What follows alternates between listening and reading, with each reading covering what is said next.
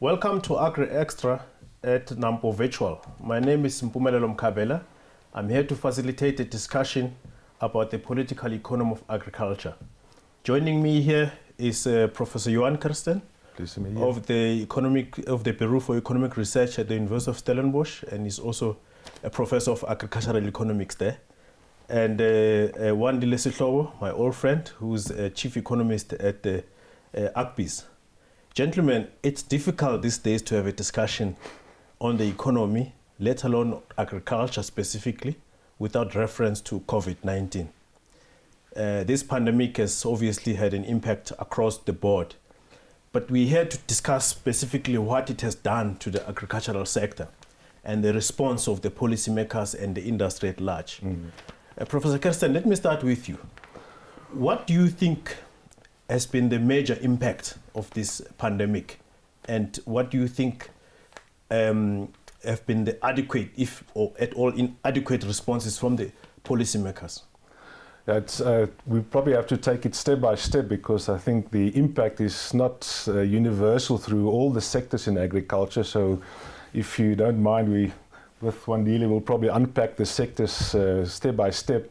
And the way to think about it is to see how the virus and its regulations has impacted on the sector. So if you think of the first step, the government announced that agriculture production and food production is an essential service. So therefore, most of agriculture was exempted from the very strict lockdown regulations. So farmers were allowed to do their field work and do their agricultural production. Food production was allowed to continue, and the retail of food was allowed to continue. The issues came in when you had the other regulations, in terms of the informal trade, which is an important outlet in the food system for a large chunk of our population. It also deals with the ban on restaurants, and then obviously the ban on alcohol and the ban on tobacco. So if you think about the secondary regulations which are there, very logically to prevent gatherings of people, you basically had to do those restrictions, so that's fine. We all agree on that. And the rest of the agriculture sector is fine, it could continue. But when you had the introduction of the specific regulations, also we saw the ban on the sale of flowers, obviously alcohol, and I think that was about it. Do you include tobacco in the... Yeah, but tobacco obviously then had it, and the tobacco and alcohol bans had its feedback back to the farmers in terms of the supply. So I think if you then take that regulations as your starting point, now you need to think about the harm caused by those regulations onto the sectors.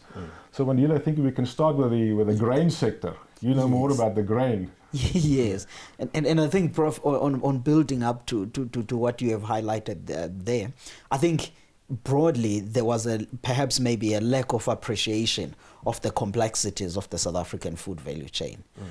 As Prof notes, on the informal value chain and stuff. What is it that the policymakers missed? I think the policymakers missed what links to what, the interlinkages in the value chain. For example, if you think about the fast food that Prof was referring to, a large number of restaurant and the fast food, a large number of our beef industry does go through those components. Then if you shut that down, you obviously have an issue. And also chicken. If you think but guys, I mean, shouldn't we admit that all these regulations were necessary? Yeah, but I think the point is the regulations were necessary, but then thinking about how it impacts and then how it relates to your relief measures is the critical point. So I think we just need to complete the picture. The impact was severe in your wine, tobacco farming industry. It was also, there was a ban on woolen. Remember, we forgot about the woolen mohair. Yes. Yeah. The auctions for woolen mohair was banned. The export of wine was banned. Some of the regulations in the harbours impacted on the supply chain to our export. So obviously you want to reduce, everybody had to stay at home. So obviously that impacted on your infrastructure, your supply chain, internally and also externally. So the reality is the feedback effect of that on the farm is then critical. So now you need to understand the feedback on the farm if you want to introduce your relief measures. So are you saying that the response was not as well thought out as it could have been. I think the issue is the impact was not uniform. That's the point that Prof is getting across. Yeah. And Mpumelelo, the way to think about the agricultural sector in South Africa is that it's about three major components. You have the livestock, the horticulture, and the field crops. Yeah. On the field crops, relatively better, which is the point that Prof is alluding to.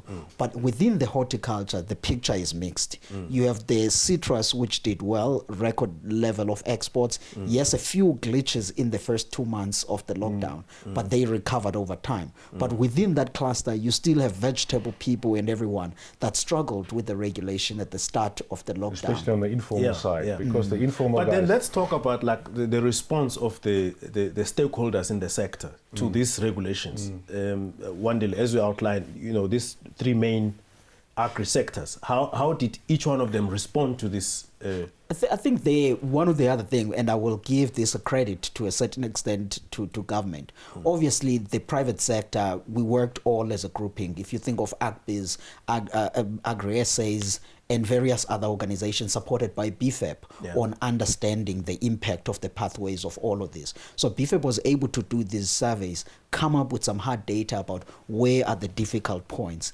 And then these stakeholders would therefore engage with the government about how to respond on lessening up those regulations and tweaking where it's needed. That was fine. But obviously there were complications when it came to say where to support, where the intervention it was a universal announcement to say if you're a farmer with this category and this for firm size, you will qualify for the assistance program. But there was no specific assistance for the industries that were harmed dramatically. So you will find in the wine industry, people had to lay off workers, so that has been affected. Tobacco industry, and recently I learned about the barley industry, how the barley is now having a major surplus because the beer brewing couldn't take place because there were no sales due to the alcohol ban. So now, where we're usually almost short of barley, we now sit with a 300,000 ton surplus in the barley industry. So the dynamics is very interesting. So the point that we're trying to argue throughout is that if you unpack the flow of the regulations and the impact on the sector, you need to be very careful how you design your relief package. So the relief package was a universal package, X amount of money for all the farmers that are registered. And regardless of the impact. Regardless of the impact. So that was the major flaw. That was the major flaw. I think what the government did, they used the relief fund but also added onto it a developmental angle, which perhaps maybe that was not the time for it at this time around. Given the scarcity of the fiscal purse, so you want to make the most of what you have in terms of its impact, and therefore you needed to specifically design your program. But it was obviously opportune to announce a universal program. So then we have small farmers with maize production that are doing pretty well in terms of its volumes and value, and they got assistance. But the guys that were hammered with the other regulations got no assistance, so the... But maybe shouldn't you give the government credit where it's due, in a sense that unlike in the tourism sector, where there was a whole debate about whether you should bring relief to BEE compliant enterprises or non-BEE compliant. I mean, there's a whole debate about it. In the agri space, the Minister of Agriculture, Togoti Disa, decided that relief will be provided on a non-racial basis. Shouldn't that be a plus, Prof? But I think it was a non-racial basis up to a cap, isn't it? Yeah, I mean that was complex. It can be read in a different ways because it was according to say what's your up until somebody who has an income of their farming is at a certain cap. But if you were to look at those dynamics, that support was largely going on to smallholder farmers, black farmers, and now those are largely black farmers. And you had obviously even the other farmer organizations saying, hey, this is not, given up on a non-racial terms, because these farmer groupings, but if you look at the race basis, that is an issue. But to illustrate the point there, we've been struggling to transform the wine industry for years. And now some of the black farmers have ventured into wine production, but they were cut out of the support because they are above a certain turnover, but they're struggling to make it. They're just on the verge. So that's and also flour. Many black farmers ventured into nurseries and flour production. They were hammered by the ban. No trade allowed for the first, I think, 6 weeks or so, and then they were okay again. But the turnover damage with flours that just disappear, because flours are not, it's a perishable product by definition. So you need to think about how they've struggled to enter the industry, but they did not qualify in terms of the turnover mix and also the industry dimension. So that is the But way. what has been their response? I mean, because in the other sectors that I've mentioned, for example, I mean, people went to court to try to challenge the government's relief packages. So how did this agricultural enterprises deal with the issue of these discrepancies in terms of relief packages? Yeah, but where I want to go backward is a point that I made at the start, because all of this relief support was announced somewhere in April, and the date for applying for it was pretty much a shorter time frame. And one of the criticism in one of the papers that we worked on with Ferdy and Prof was also the fact that by the time that announcement was made, there was no clear understanding of where are the issues within the value chain. So we could have taken maybe a month, understand the challenges of the value chain, and before obviously the impact before you design it. And I think we didn't really go through that. But the interesting point about this flow of impact is now when we think about restaurants closed, the fast food outlets closed, the chicken and beef and lamb and potatoes and these things will be impacted. And so you immediately worry about the impact at the farm level. But recently I spoke to some of the meat industry guys. They saw an amazing uptick on the retail side of their sales. So the replacement of the sales to restaurants and fast food chains into the retail, because people were cooking at home. So everybody became home cooked suddenly. So there was some replacement of the loss at the retail level. I think what helped us all on that also is the fact that we, not like the US. I mean, our share of food that goes to the restaurants and the fast food area is really small. I mean, in the US it's north of 20%. Hence you read about these damages and the stuff that farmers are throwing some produce away. So that to a certain extent helped us, and that flexibility. But overall, I think we should have understood better. But you should also give credit to the government. The reality is that this came so quickly on us, so you need to avoid any contact, avoid any gathering. People should stay at home. But but at least you want to ensure food flows. But then when you ban the fast food outlets and the informal sector, you suddenly realize that they play a very important role in the supply chain of food to people at various echelons of society.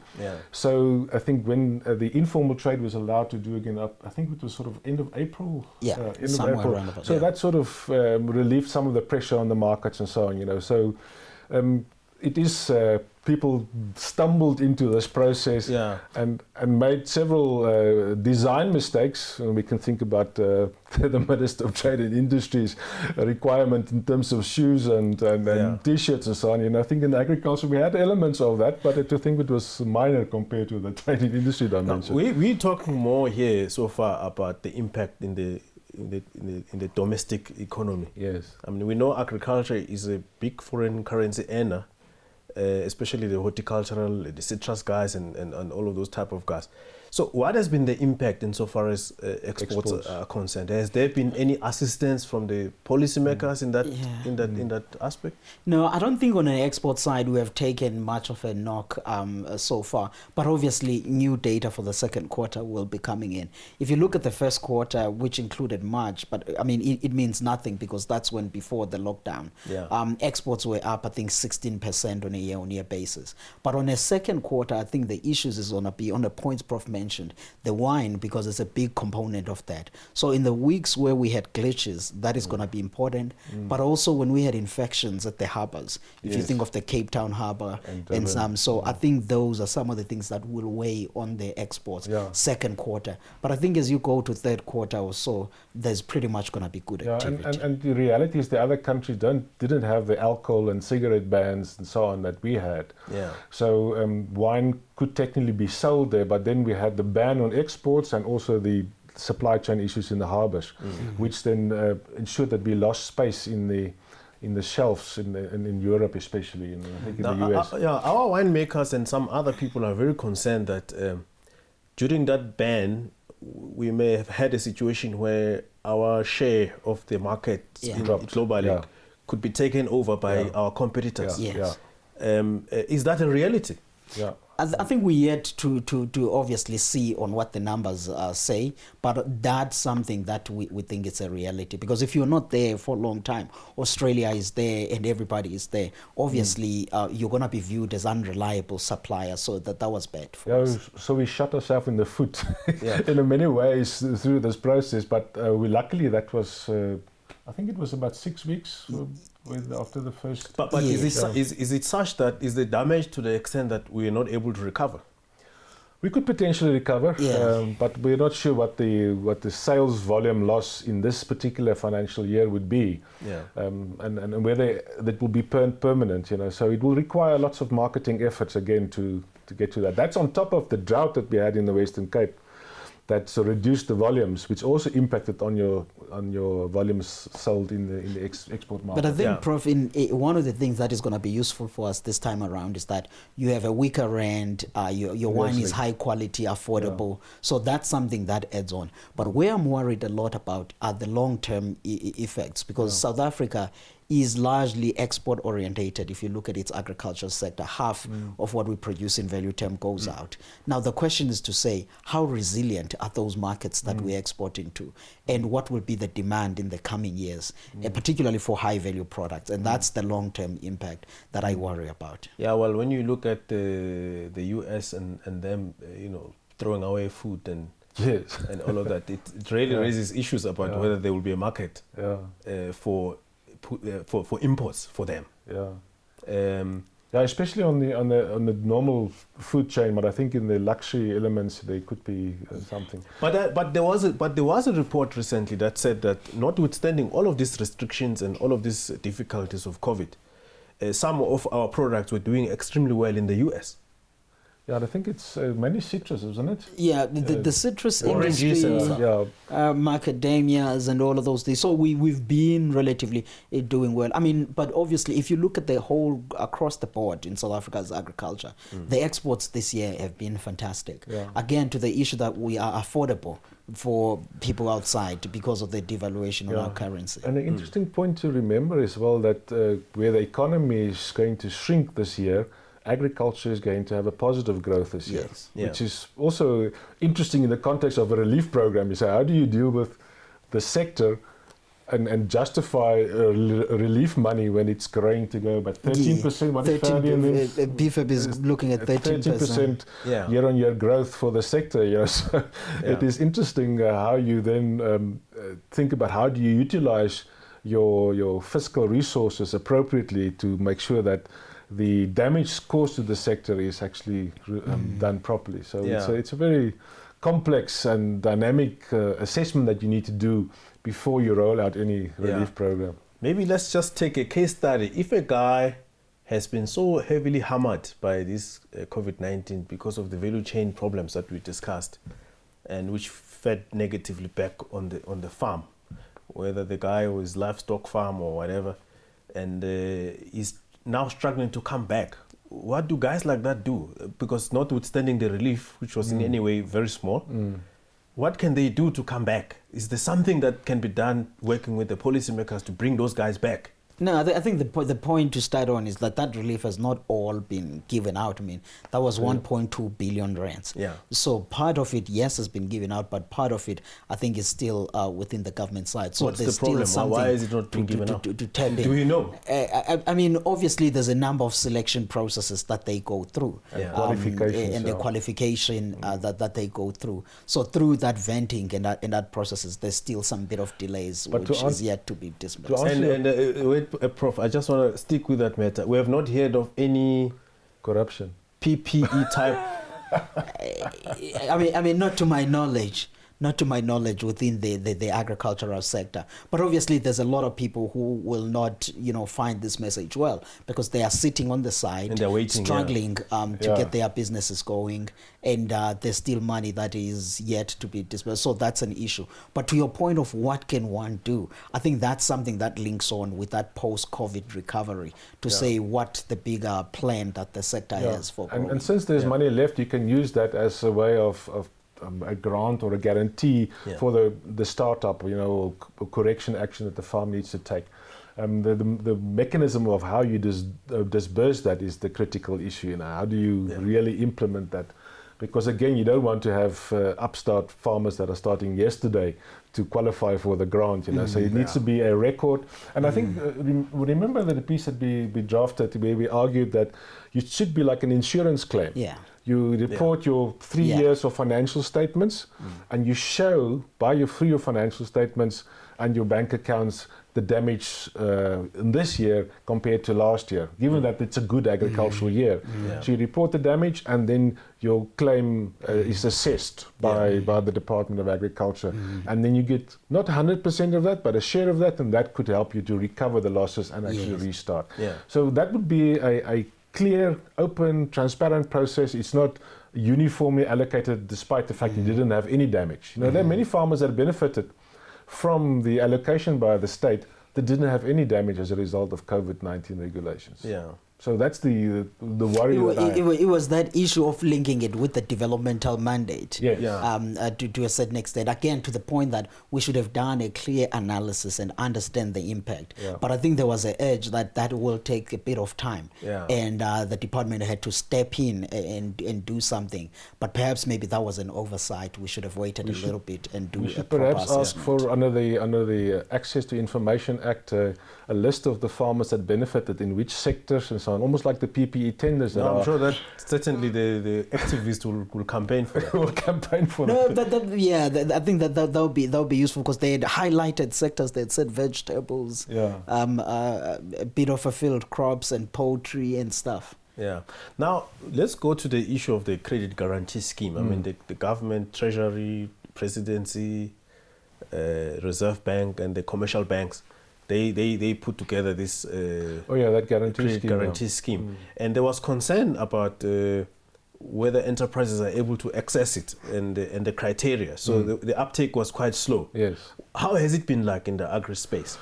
I don't know really, but I think it goes back to your earlier question about the move that we need to take post-COVID. Is the credit guarantee scheme can play an important role to help the banks to again extend credit to those farmers, and I think this is something that we need to overlook. But given that the credit guarantee scheme has a slow uptake, I think it was only 28 or 18 billion out of the 200 and there billion. were attempts to try to simplify it. I think though that was largely for the SMMEs and the other things. For agriculture, I think the primary intervention was that money that the Department of Agriculture has ring-fenced, that 1.2 billion.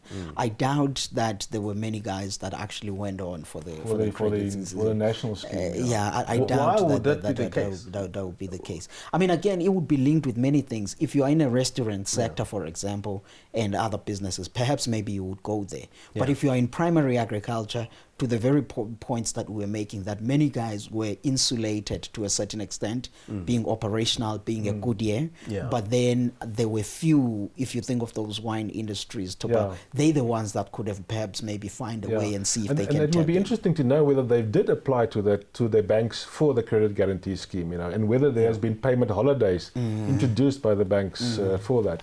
So those are the things one needs to analyze and really unpack. But the information is very sketchy on this, so it's very dangerous to make any true comment on that. But it's a logical step for anybody in financial trouble as a result of the regulations to actually utilize those paths of assistance that the government has created. We'll soon be wrapping up, guys, but let's maybe as the last item on this session deal with the fact that since the state of national disaster was declared, I mean, obviously level 5 was a bit harsh, but over time, the president and his National Command Council, they've been scaling down, opening up the economy up until where we are now at level 2. So how has the sector responded as the relaxation has been happening? What has been the feedback you are getting from the sector? Sure, I think I mean the general feedback for the sector as the economy opens up, we pretty much now at a better footing. I mean, if you talk to all of the agribusinesses and you talk to the primary level of the farming sector, I think people are pretty much in good shape. The only thing that they're dealing with are the tail end effects of the very same points that we have discussed on here, on the harm that they have done. The other thing that I'm worried about, I mean, we yet to see the data when it comes out. Stats say just postponed it again. It's on a labor force side to say what employment numbers look like. And I think that's where the numbers will be bad, particularly on a third quarter when the issue of the wine industry was under pressure. And I think that's where we will see some bit of challenges. But overall, I think everyone is at a space of trying to recover. I think that generally the agricultural sector is doing well, as we said earlier. I think despite the impact through the COVID-19 regulation. So it's very interesting how the industry in this very dark times has managed to survive. So it's the pockets that have been hammered, and it actually derailed our developmental task, and it's our inclusiveness that we need to deal with. Those elements are worrying that we could not foster this inclusive growth in the agricultural sector over time due to the fact that we had this external threat and external problem. But generally, the sector is doing fine, and it's, as we said, is going to have a 13% year-on-year growth, positive growth, which I think is fantastic given the reality. There might be people that had limited damages, but if we can overcome that through the relief programs, not only the agricultural relief program, but as you said, the credit guarantee scheme, the temporary employment relief scheme, the UIF and so on. It will be interesting to see how people that lost their jobs in the wine, tobacco and flour and wool industry, how they've managed to access those pots of money to be able to survive this pandemic. Yeah, you're quite right. I mean, look, even before COVID, we were dealing with issues of inclusivity in the sector, of transformation.